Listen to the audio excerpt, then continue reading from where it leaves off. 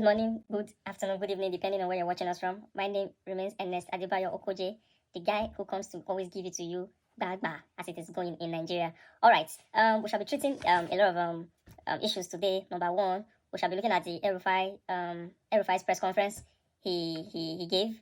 We shall also be looking at the geography of votes in Nigeria. That's the geographical spread of votes in the 6 major geopolitical regions. So I should be looking at one of the numerous gaps by Tinubu, and the latest being his raising of walking stick during the recitation of the national anthem. We shall also be looking at how this new Naira design has been able to curb vote buying to a very large extent, and then we shall also be looking at how much we lose through smuggling of petroleum products outside of the country, especially through the northern Nigeria, and how it affects our economy. And then we shall discuss Keyamo versus Fashola's opinion on Buhari's action not to go with Supreme Court's injunction. And then finally, we shall be looking at Paul Enenchi's endorsement of it. Please don't go away. Stay tuned.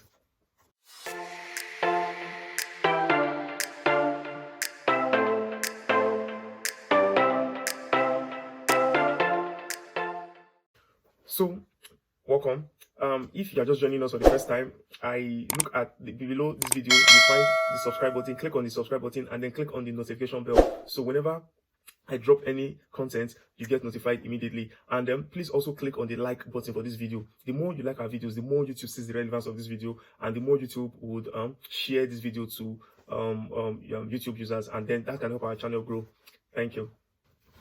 So now we begin. Now, look at the geopolitical zones in Nigeria. We have the Northwest, 22.25 million. We have the Northeast, 12.5 million.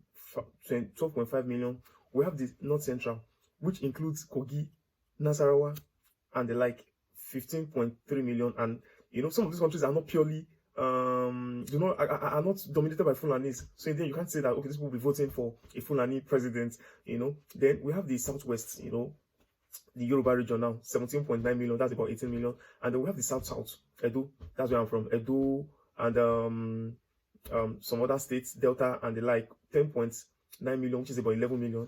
And we have that's the Southeast rather, about 10.9 million. And finally, we have the South, which is about 14.5 million. Now, when you combine all these votes together in the southern part of Nigeria, that's 18 plus 11, that's 29, 29 plus 15, that's 44 million. About 44 million votes will come from the south. Then if you go to the north, we have 22 million in the west plus 15 million.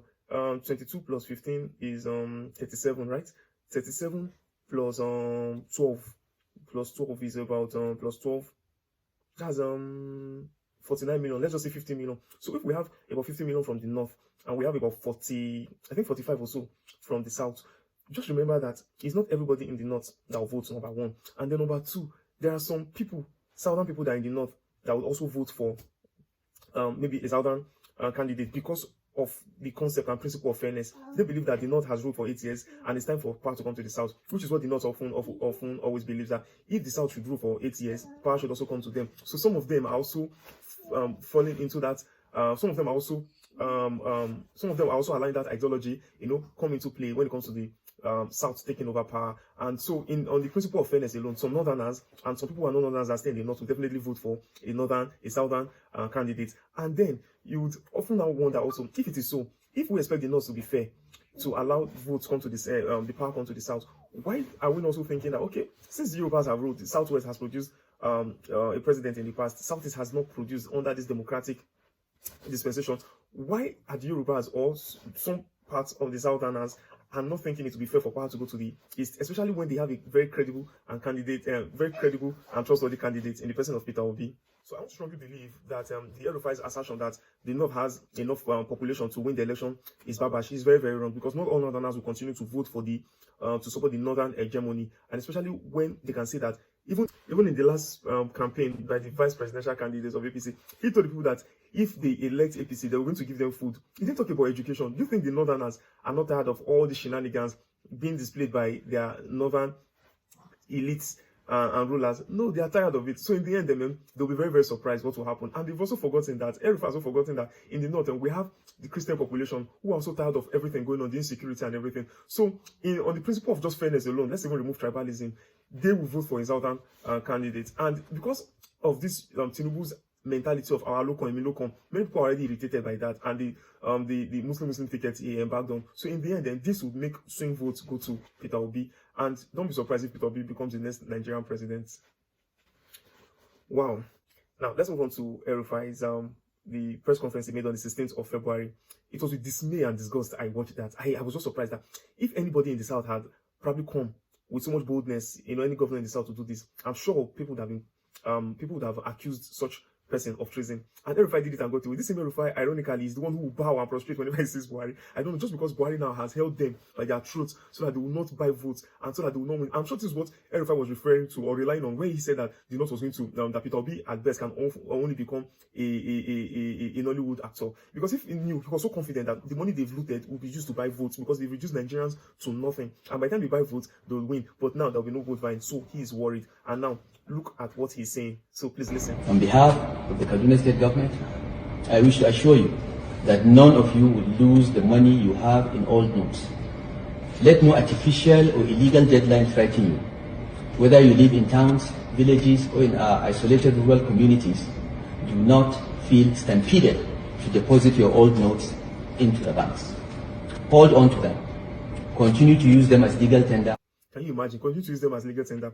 This man, if not for immunity, this man ordinarily should have been arrested, prosecuted, and tried and sent to jail because this is a criminal thing. This is treason. This can lead to anarchy. Telling your people in your state to defy the federal government, to defy the federal government and CBN's policy of not using the old note again. He just wanted to throw the state into anarchy. And he has forgotten that if there's pandemonium in the state, then the federal government can declare a state of emergency. And before he knows it, military will come and take over his state and remove him from and make him feel irrelevant and useless as a state. Anyway, let's move on to the next item on our program.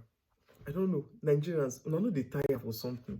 If not, they tire, me don't tire. Although, of course, this is no longer new. This happened like 4 or 5 days ago in Rivers State when Tinubu went for his campaign, and then when it was time for the national anthem, Tinubu just in the middle of nowhere just raised his walking stick above his head and held it above his head, and Oshomole had to look at him in utter disbelief and told him, "Oga, now national anthem will they take, will not be this one will they do," and then he smiled and kept it. So for how long will you continue to make this kind of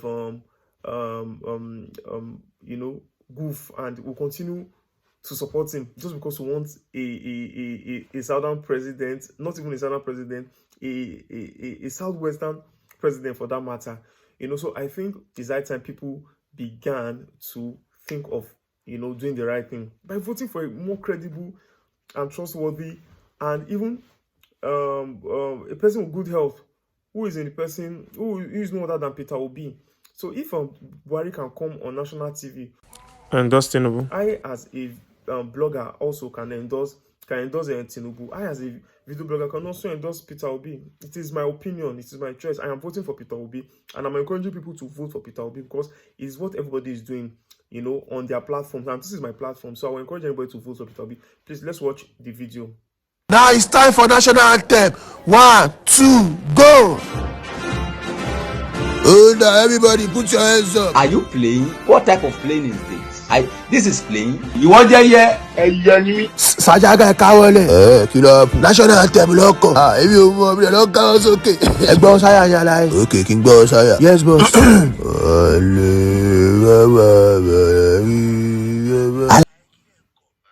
Okay. So we've seen that. But I know, of course, there are some people that you cannot convince to do otherwise, but we'll leave it to your conscience to vote whomever you want to vote for. So let's move on to the next item on our agenda, which is on the concept of vote buying. New Naira notes will curb vote buying. So it's on Punch and it reads, while describing it as a welcome development, the organization of a joint press conference by its conveners, Meliga Godwin and Kenneth Udeze, said that the CBN decision to redesign the Naira will help put a stop to money laundering, vote buying, ransom taking, and counterfeiting. That is the truth. That is the obvious truth. They all know this. All these politicians, they know this. But it's just because they just want to first of all get to power before they allow this to happen is the problem they have with this new policy. And we don't want people who who are not wanted by the electorate to get to power through any means. So let this take effect now, and then let's stop the money laundering, let's stop the counterfeiting, and let's stop the what's the other vice that was listed there, ransom taking. And then the most evil to me is the vote buying, because through vote buying they put useless people there, and these people come up with policies and looting that will make thousands of people die. So even all these people who kidnap people, how many people do they kidnap in a year? In a year, I don't think they kidnap up to 10,000 people. Go and check how many people die as a result of bad governance in a year. More than 100,000 people. That's needless deaths in the hospital, accidents because there are no proper regulations, building collapse because there was no regulation, proper regulation.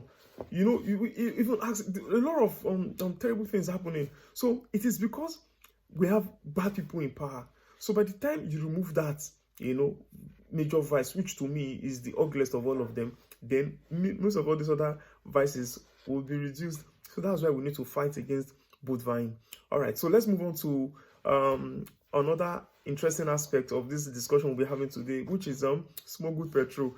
Do you know that from just one sting operation by Nigerian customs, just one, I'm talking about the one that happened in I think somewhere around Kebbi or so, about 8,975 liters of petrol was confiscated from smugglers outside of this, taking it out of this country, and that would have brought in about 91 million naira.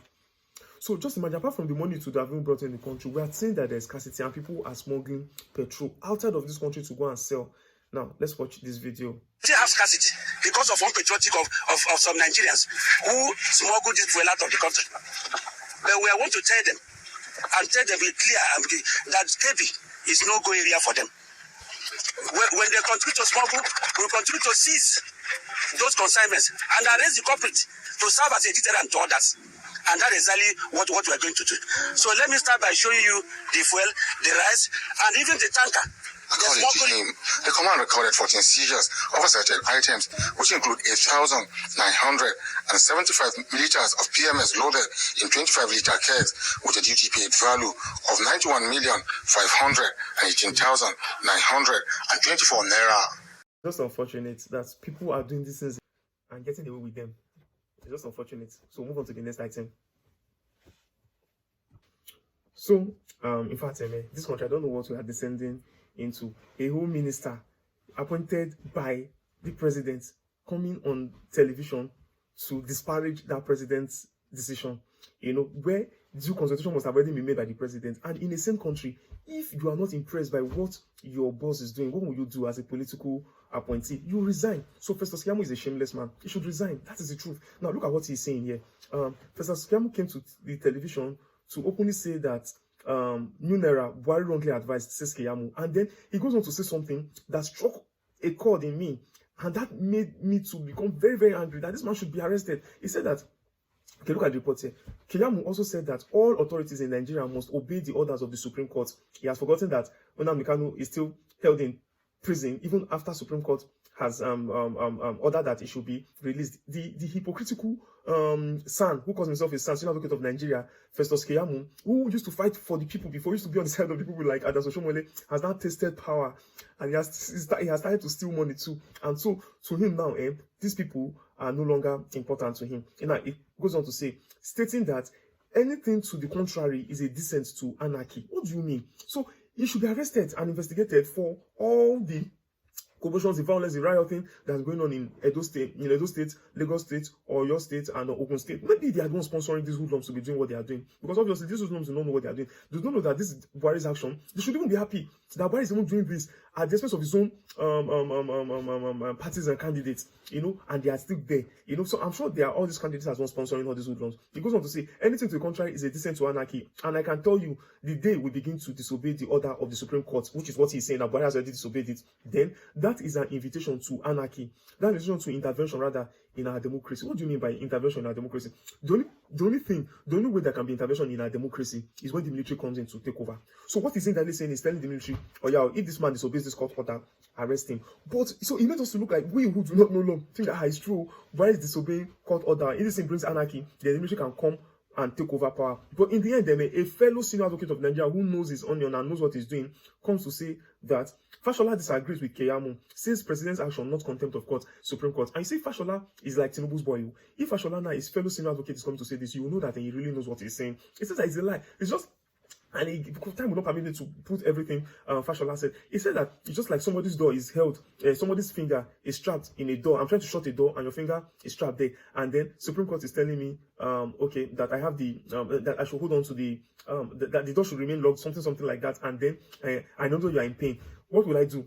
What I should do first of all is to probably open that door and allow you to remove your hand, and then we can now continue our case with the Supreme Court, because it's just like an injunction. It's not like Supreme Court has given a judgment on the matter. Supreme Court said that the money, old Naira notes should continue to be in circulation until they are hearing, but that would probably come after the election, and by that time the deed would have already been done. So Buhari, in his wisdom, and thank God for the good advisors that he has, they told him no, this cannot work. And so what Buhari simply did was, okay, allow circulation of the 200 Naira notes, because it's very difficult to use it to buy votes, but for the 1,500 Naira notes, which is what they usually use to buy votes, take them out of circulation, which to me is a very good thing. So Festus Keyamo is just a disgrace. I'm really disappointed in him, because I remember how during Obasanjo's time we saw him coming on TV to challenge the government and all that. We're like, yeah, this is the man of the people. We didn't know that as soon as he gets to power, he will become as corrupt as the people he was accusing. Shame on. I've forgotten. I will try to look for that clip where the same Keyamo was there criticizing Tinubu when Tinubu was still the Lagos State governor of all sorts of things, corruption and the like.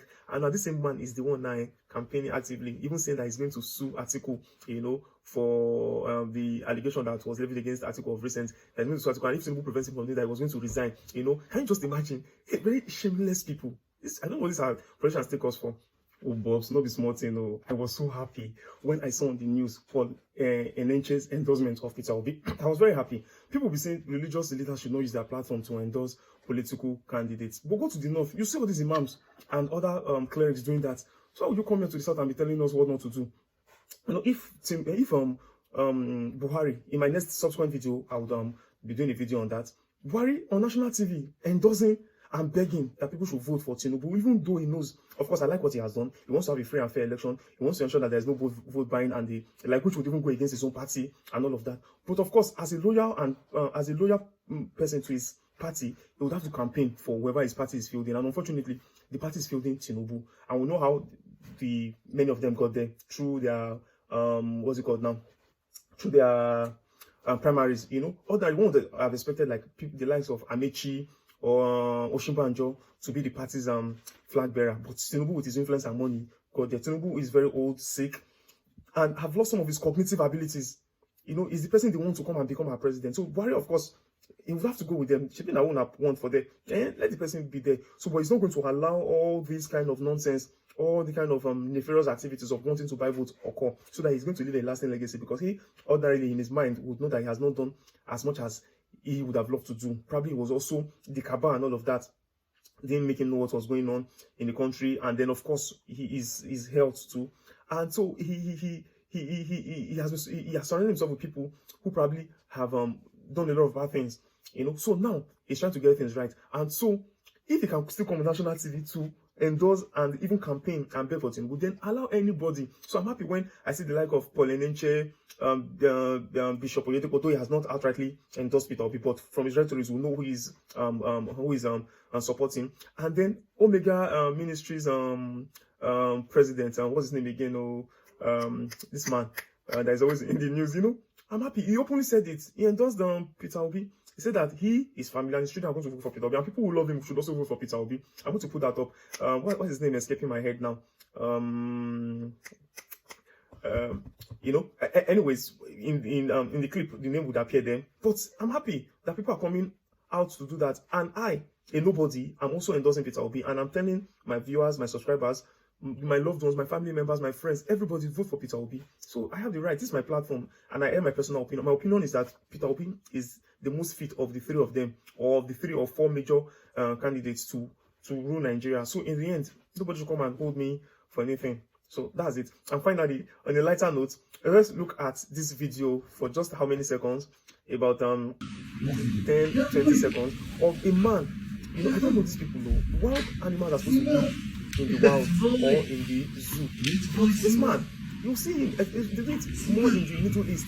These multi-billionaires, I know, they begin to domesticate wild animals. This man just play with lion. You know, they fear. You know, so let's watch. Can you imagine? Wow, look at this lion. The head of the lion is like times 4 of the man's head. Look at the lion's mane, the hair around his throat. This lion is like maybe 5 times or 3 times the weight of that man. And it is a fact that the lion has 9 times the strength of a man. So just imagine that this lion now suddenly roars and pin this man to the ground. There is nobody that can remove that lion on top of the man. So we should be careful when we try to domesticate wild animals, otherwise it will just show us that they are wild, because it is their nature to be wild. And this kind of thing now, one day will probably eat this man up. So on this note, I say we've come to the end of this video post, and you can go to the comment section, drop your comments on anything I have heard. But remember, everything I'm saying is everything I've said so far is my personal opinion. So you can give me your opinion, you can comment, you can discuss. When you comment, I would respond, and hope to see you soon. Bye bye.